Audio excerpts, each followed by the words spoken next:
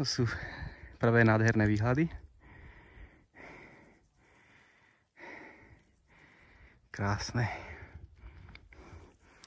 Moji párťaci sú troška pozadu. Išiel som svojím tempom a nečakal som ich.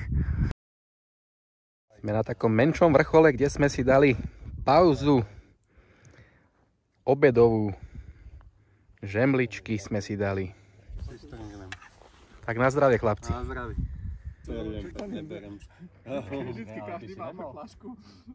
Nemá šoferovať, doma šoferovať. Najlepšie vždycky sú. Prišli sme na Tlstú a zistili sme, že sme išli zlou stranou, zlou cestou. A keby sme chceli ísť pozrieť aj Ostrú, tak by nám to trvalo veľmi dlho. Preto sme sa rozhodli, že dáme dneska iba Tlstú a pôjdeme dole. Ale je to tu krásne, krásne výhľady na všetky strany. Užívame si to tu. Jofo už sa prediera úzkou cestičkou. Ideme pozrieť k tomu krásnemu stromu. Máme skalu jak svet. Dodo ide tiež, on tu kričí na mňa. Čau, Didi. Tak ideme tam pozrieť. Tam je taký krásny strom s útesom.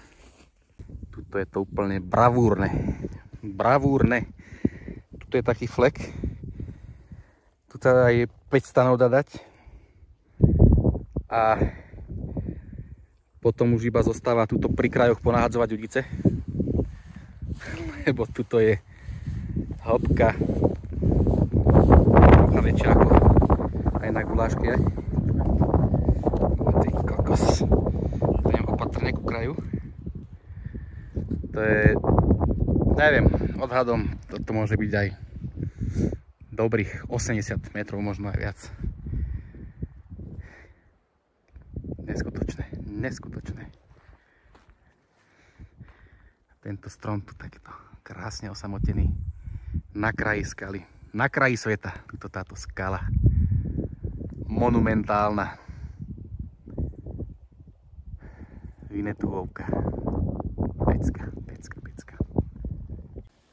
Ďalšie veľmi pekné miesto, veľmi pekný úsek. Turčianska kotlina. My sme na kraji takej veľkej skaly s krásnymi borovicami. Takáto bonsajka pekná tu.